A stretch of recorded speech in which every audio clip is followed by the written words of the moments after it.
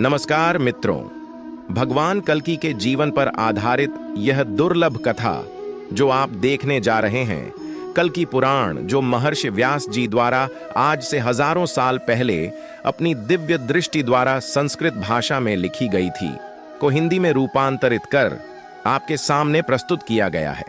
अगर आप वाकई में भगवान कल्कि के अवतार के बारे में सही और सत्य जानकारी प्राप्त करना चाहते हैं, तो आप बिल्कुल सही जगह पर हैं। वीडियो में अंत तक बने रहिए। इस प्रस्तुति में हम जानने वाले हैं कब, कहाँ और क्यों होगा कल्कि अवतार, भगवान कल्कि के दिव्य अस्त्र जो आज भी पृथ्वी पर मौजूद है, कौन होंगी उनकी 2 पत्नियां, साथ ही जानेंगे कौन होंगे वो 7 चिरंजीवी जो कल्कि भगवान के साथ होंगे और वो अभी कहां पर है। तो दोस्तों, बिना कुछ देंगी किए वीडियो को शुरू करते हैं। उससे पहले अगर अभी तक अपने हमारे चैनल को सब्सक्राइब नहीं किया तो कर दे, ताकि भगवान कल्कि जी की ऐसी ही जानकारी हमको और आपको प्राप्त होती रहेगी। दोस्तों, हम पहले भी बता चुके हैं, भगवान कल्कि जी को हम देख पाए या नहीं ये तो हमें नहीं पता, लेकिन क्यों ना हम भगवान कल्कि जी के जीवन के वृतांत को सुनकर हमारे जीवन को महत्वपूर्ण बनाए। तो चलिए वीडियो शुरू करते हैं।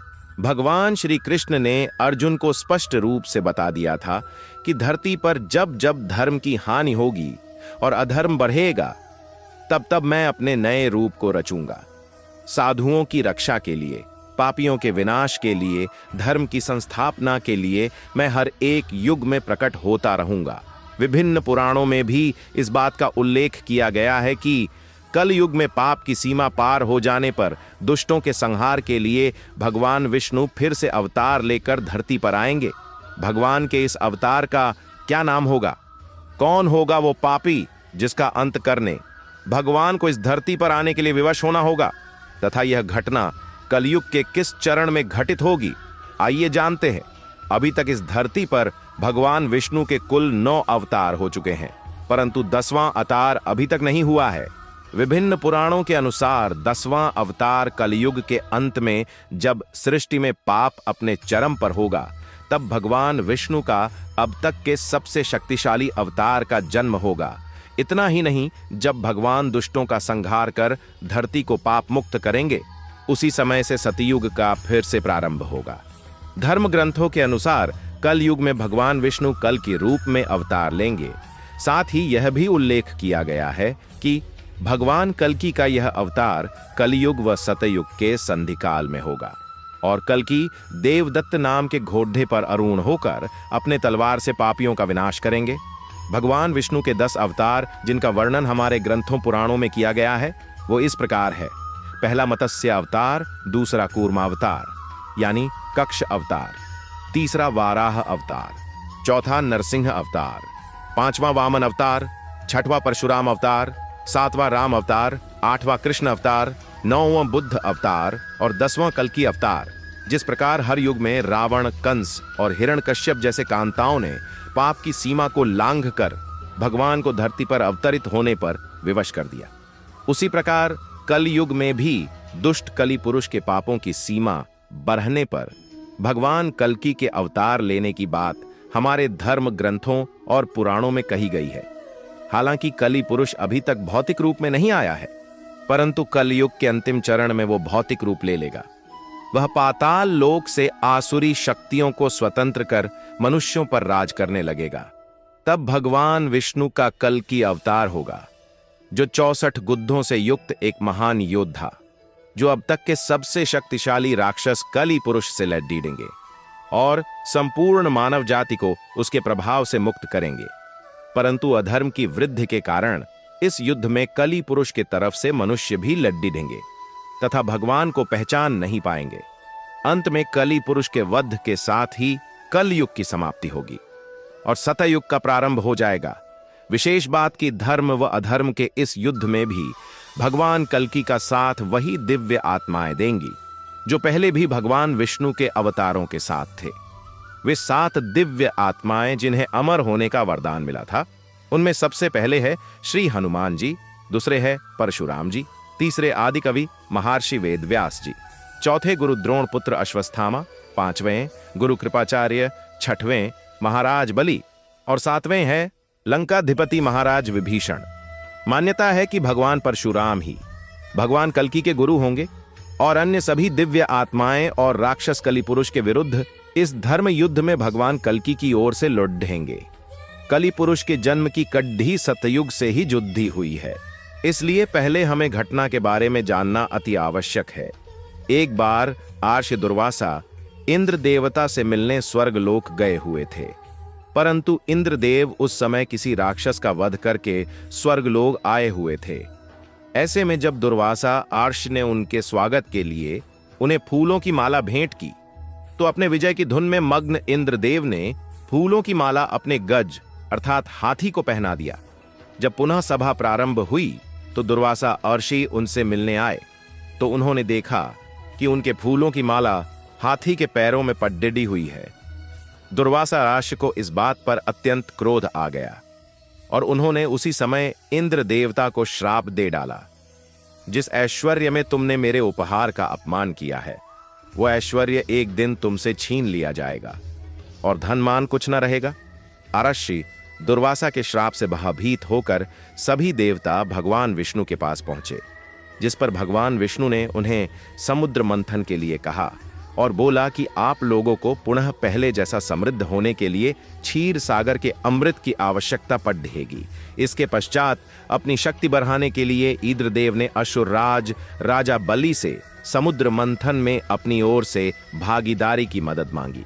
हालांकि पहले तो राजा बलि ने देवताओं को मना कर दिया, क्योंकि उन्हें अनुमान था कि देवता असुरों के साथ छल करेंगे, परंतु शुक्राचार्य के कहने पर राजा बलि इस संधि पर तैयार हो गए कि समुद्र मंथन में जो भी निकलेगा उसका दोनों में बंटवारा होगा। इस प्रस्ताव की सहमति के बाद मदराचल पर्वत को गरुणदेव ने अपनी चोंच में उठाकर क्षीर सागर में रखा और सर्पराज वासुकी को उस पर्वत में लपेटकर रस्सी का रूप दिया। मंथन में राक्षस गण बांस की नाक के मुंह की ओर और देवता पूंछ की ओर, परंतु मंथन नहीं हो पा रहा था। मंदरांचल पर्वत का आधार घूमने का नाम ही नहीं ले रहा था। ऐसे में भगवान विष्णु ने कच्छ अर्थात कछुए का अवतार लेकर मंदरांचल पर्वत को अपनी पीठ पर रखा और इस प्रकार मंथन आरंभ हुआ। इस मंथन में बहुत सारे कीमती आभूषणों के साथ पहले हलाहल नामक तेज विष निकला। भगवान विष्णु को इस विष के बारे में पहले से ही पता था, परंतु उन्होंने देवताओं को इस बारे में कुछ भी इसलिए नहीं बताया क्योंकि वो जानते थे इसका पता पहले चल गया तो विष के कारण इस मंथन को करेंगे ही नहीं, इसलिए उन्हें केवल अमृत के बारे में ही बताया गया। हालाहल विष के वेग से सभी मूर्छित होने लगे थे और संधि के नियमानुसार इसे आधा देवता तथा आधा असुरों को पीना था, परंतु दोनों में हलाहल विष के इस तेज को सहन करने की शक्ति नहीं थी। इस पर भगवान शिव ने भगवान विष्णु के कहने पर विषपान किया, परंतु इस विष का तेज इतना अधिक था कि भोलेनाथ का कंठ भी उसके जलन से प्रभावित होने लगा। तभी शक्ति रूपी माता पार्वती ने उस विष को अपने हाथों से भोलेनाथ के गले में ही रोक दिया। इस विष के प्रभाव से भगवान शिव का कंठ नीला पड्डीडीएच गया और तभी से भोलेनाथ का नाम नीलकंठ पड्डीडीएच गया। हालांकि इस पूरे क्रिया और घटनाक्रम में विष की एक बूंद राक्षस कली के मुंह में जा गिरी, जिससे कली का शरीर नष्ट हो गया। जब मंथन फिर से प्रारंभ हुआ तो उसमें से काम धेनु गाय निकली। इसे ऋषियों ने रखा। अश्व को राजा बलि ने ग्रहण किया। ऐरावत हाथी को देवताओं के राजा इंद्र ने ग्रहण किया। कौस्तुभ मणि और शंख को भगवान विष्णु जी ने धारण किया।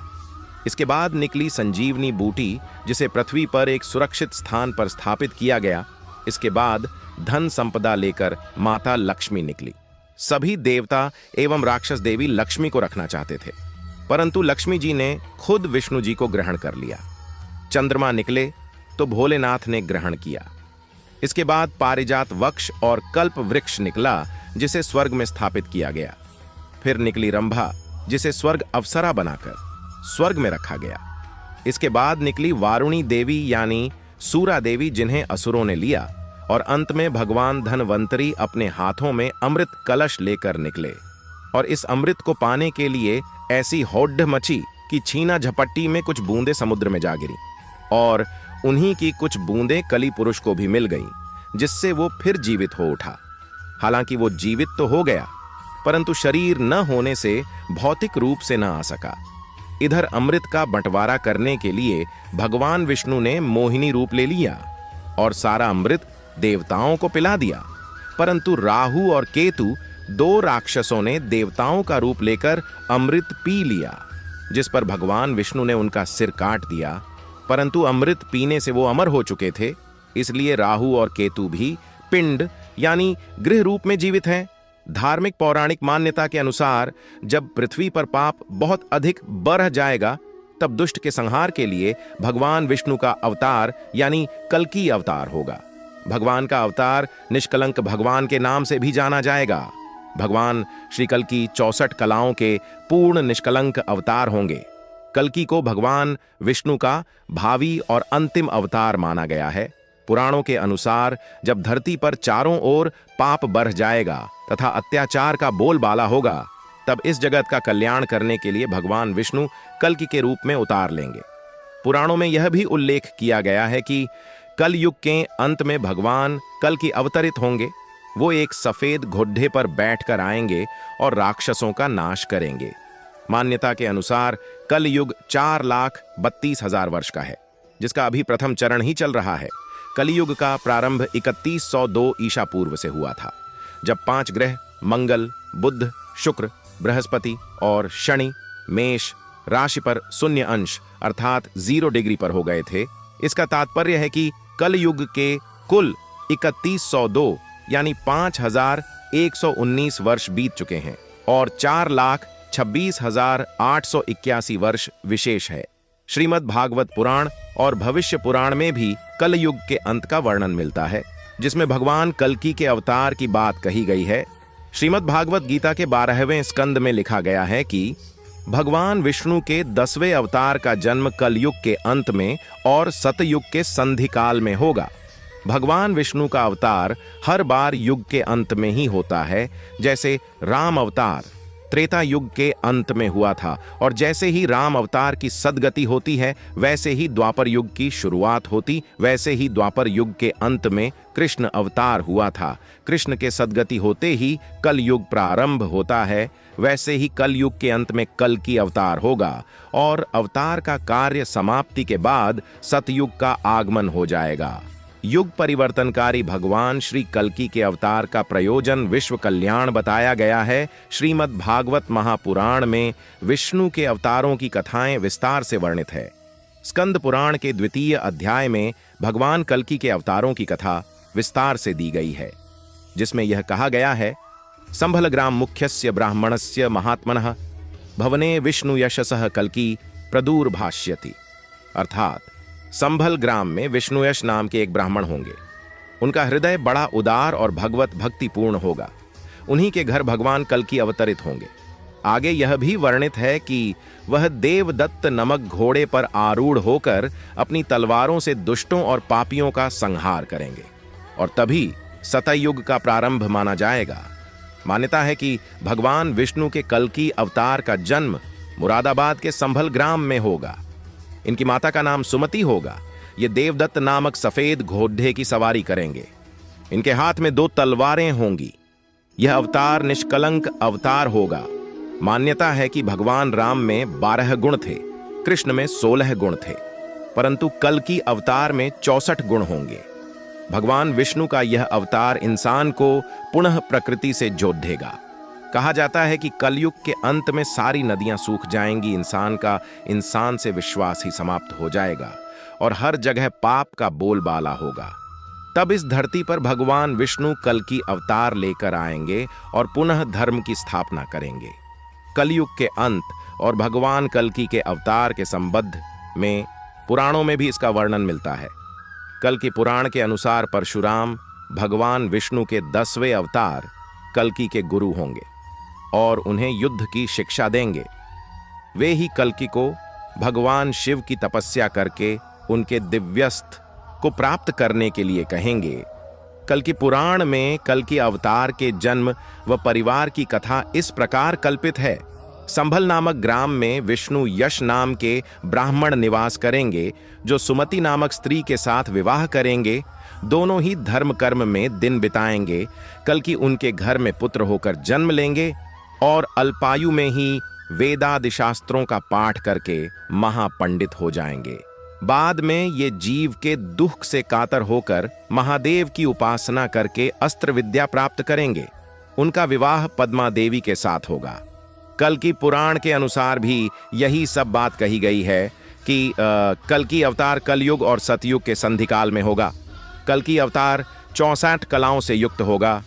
कल्कि पुराण के अनुसार यह अवतार हाथ में चमचमाती हुई तलवार लिए सफेद घोड़े पर सवार होकर युद्ध और विजय के लिए निकलेगा और पापियों का संहार कर सनातन राज्य स्थापित करेगा। स्कंद पुराण के 10वें अध्याय में स्पष्ट वर्णित है कि कल युग में भगवान विष्णु का अवतार श्री कल्कि के रूप में संभल कर होगा। वही अग्नि पुराण के 16वें अध्याय में कल्कि अवतार का चित्रण तीर कमान धारण किए हुए घुड्डा सवार के रूप में किया गया है और लिखा गया है कि वो भविष्य में अवतरित होंगे। मित्रों, अब जानते हैं कल्कि अवतार के 10 सबसे शक्तिशाली अस्त्र जो आज भी पृथ्वी पर मौजूद है।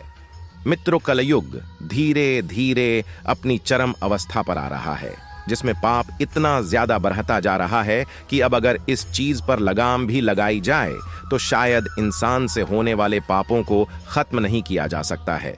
ऐसे में कलयुग के अंत में कल्कि अवतार जन्म लेंगे जो कलयुग के सभी पापियों का नाश करेंगे और इसके बाद फिर से एक नए युग की शुरुआत होगी।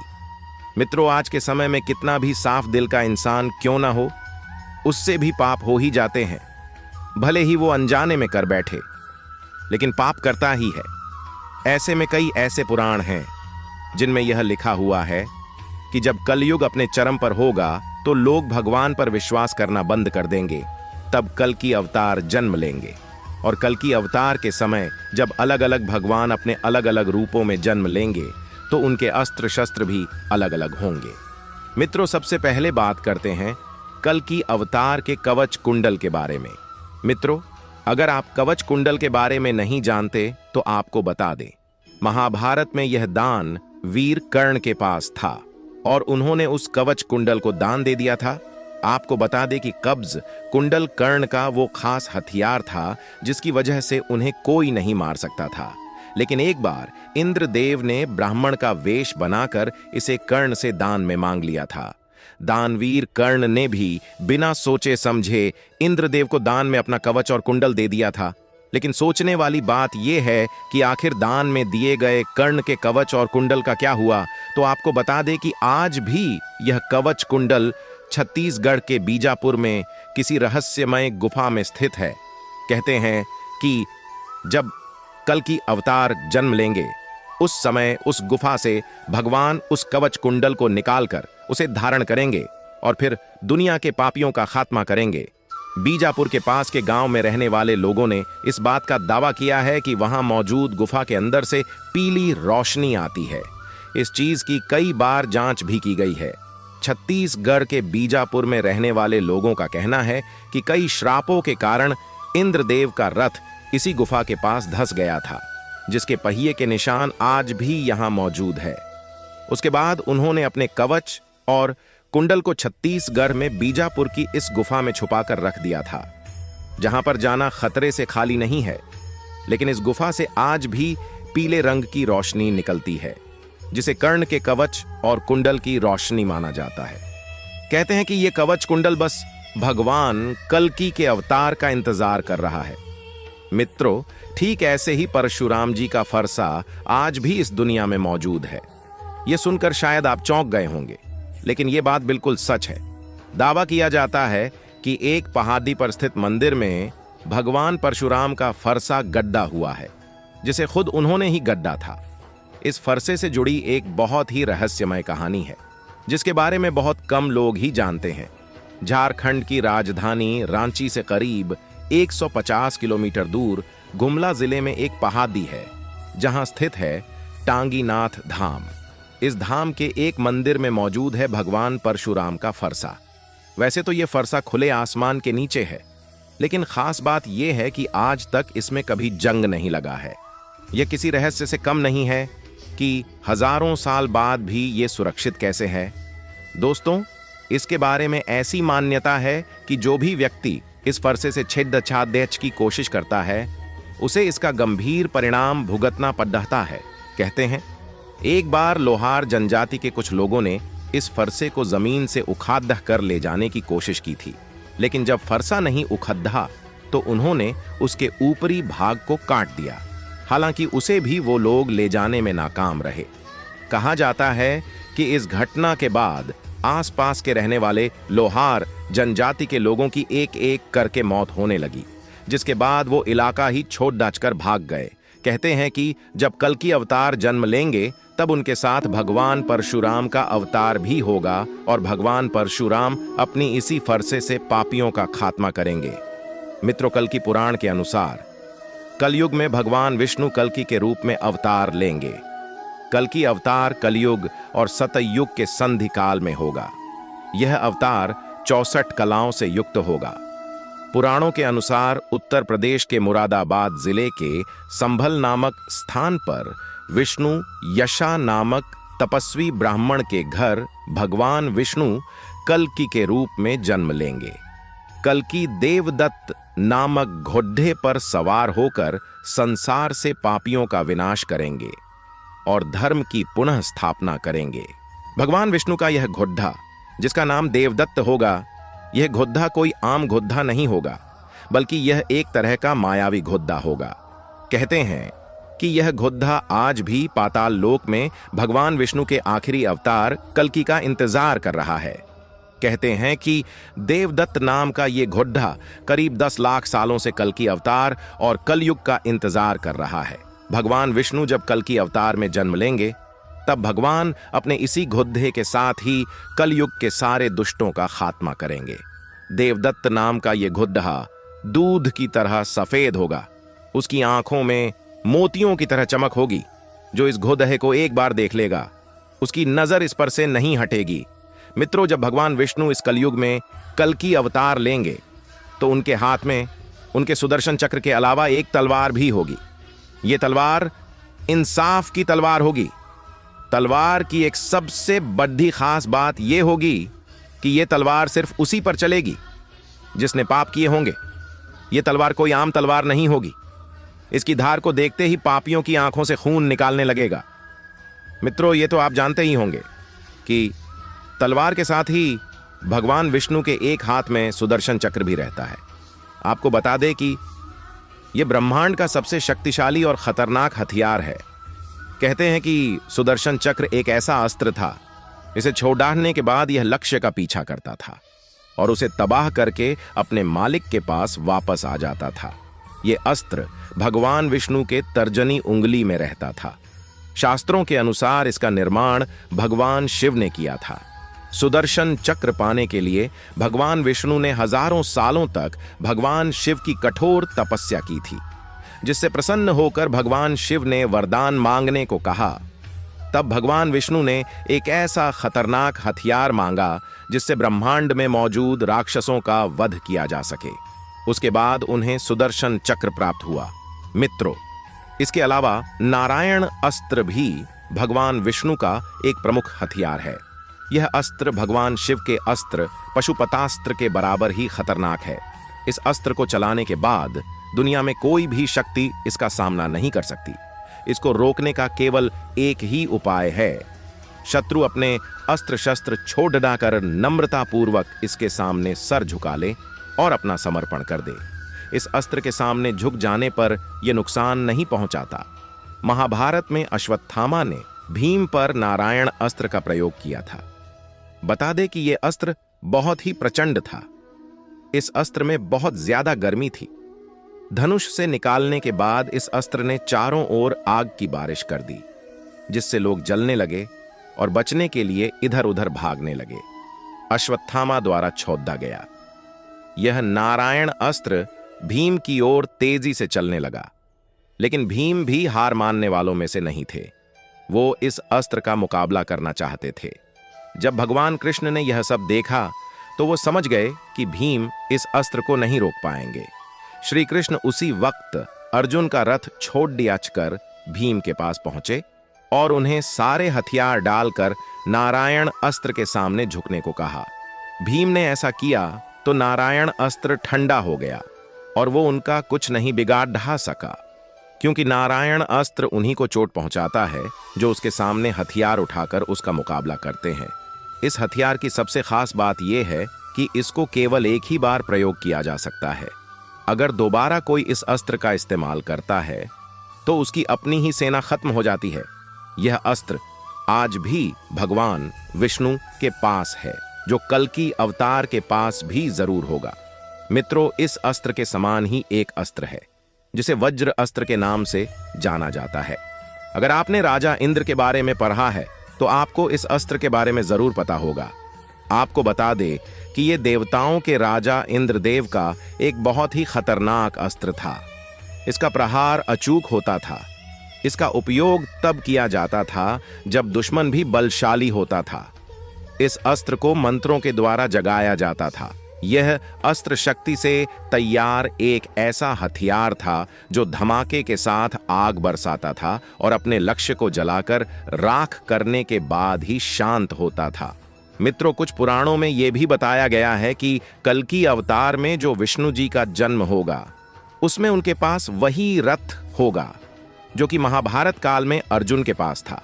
हालांकि महाभारत काल में अर्जुन के सारथी श्री कृष्ण थे, जो कि भगवान विष्णु के ही अवतार थे। बताया जाता है कि कल्कि अवतार के पास जो रथ होगा वो एक दिव्य रथ होगा जिसमें असीम शक्तियां होंगी। यह हर वक्त पीली रोशनी से चमकेगा। इसकी गति को मन की शक्ति से तेज या कम किया जा सकेगा, जिस पर अगर कोई पीछे से वार करना चाहेगा तो वो वहीं भस्म हो जाएगा। मित्रों, कल्कि अवतार में भगवान विष्णु समय आने पर अपने 8 हाथों वाला स्वरूप इस दुनिया को दिखाएंगे, जिसमें उनके एक हाथ में शंख, दूसरे हाथ में कृपाण, तीसरे में धनुष्वाण, चौथे में चक्र और बाकी के हाथों में सोने चांदी के आभूषण होंगे। तो मित्रों, ये थे ऐसे अस्त्र शस्त्र जो कि आने वाले घोर कलयुग में तब इस्तेमाल किए जाएंगे जब कल्कि अवतार जन्म लेंगे। मित्रों, आज की कथा में बस इतना ही।